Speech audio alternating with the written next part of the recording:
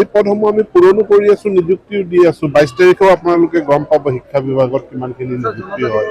ক্ষেত্ৰত আমি অসম চৰকাৰৰ পৰা যি প্ৰতিবেদন দিব লাগে আগতে আমি সেইটো কেন্দ্ৰীয় চৰকাৰক জনাইছো, আৰু মই জনাত অন্য ক্ষেত্ৰতো অন্য ৰাজ্যৰ যি জনজাতিকৰণ তাতে কেবিনেট সিদ্ধান্তহে হৈছে, বিল অহা নাই।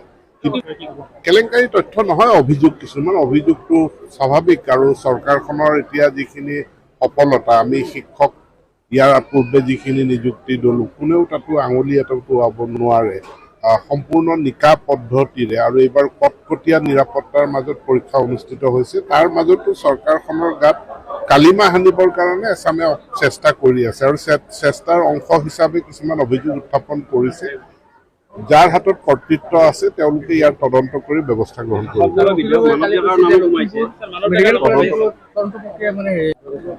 কোভিড পৰিস্থিতিৰ পাছত আমাৰ বিশ্ববিদ্যালয়সমূহে এতিয়া কনভকেশ্যন পাতিছে। ইতিমধ্যে কটন ইউনিভাৰ্চিটি, ডিব্ৰুগড় ইউনিভাৰ্চিটি তেওঁলোকৰ কনভকেশ্যন হৈ গৈছে। তেজপুৰ ইউনিভাৰ্চিটিটো ফিজিকেল মুডত কনভকেশ্যন হৈছে।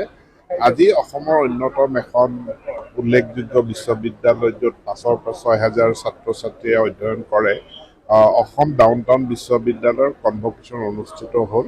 আৰু যিসকলে ডিগ্ৰী লাভ কৰিছে সকলোলৈকে মোৰ ফালৰ পৰা মই শুভেচ্ছা জনাইছোঁ। আৰু ডাউনটাউন ইউনিভাৰ্চিটিয়ে ইয়াতে প্ৰায় 6,000 ছাত্ৰ ছাত্ৰীক উচ্চ শিক্ষাৰ যি সুবিধা প্ৰদান কৰিছে তাৰ কাৰণে ইউনিভাৰ্চিটি কৰ্তৃপক্ষলৈ মোৰ ফালৰ পৰা ধন্যবাদ জ্ঞাপন কৰিছোঁ। আইনৰ একাউণ্ট লমতে খুলিব পাৰে, গতিকে আৰু খোলাটো ভাল, আৰু বেংকিংটো সৰুৰ পৰা শিকাটো ভাল। আৰু এতিয়া যিহেতু চৰকাৰৰ বিভিন্ন সা সুবিধাসমূহ সেইবিলাক ডিবিটি যোগেদি ছাত্ৰ ছাত্ৰী বা হিতাধিকাৰীৰ বেংক একাউণ্টত পোনপটীয়াকৈ দিয়া হয়। ক'ৰবাত কিবা টেকনিকেল অসুবিধা কিবা থাকিব পাৰে, কিন্তু একাউণ্টবিলাক খোলাটো ভাল। সুন্দৰ বিশ্ববিদ্যালয়, তেওঁলোকৰ বহুতখিনি সুবিধা আছে। তেওঁলোকে চৰকাৰৰ পষ্ট ক্ৰিয়েশ্যন ডিপাৰ্টমেণ্টৰ চেংচন আদিলৈ ৰখি থাকিব নালাগে।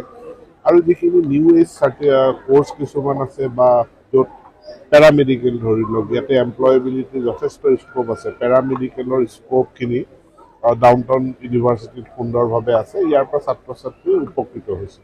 খালী পদসমূহ আমি পূৰণো কৰি আছো, নিযুক্তিও দি আছো। 22 তাৰিখেও আপোনালোকে গম পাব শিক্ষা বিভাগত কিমানখিনি নিযুক্তি হয়।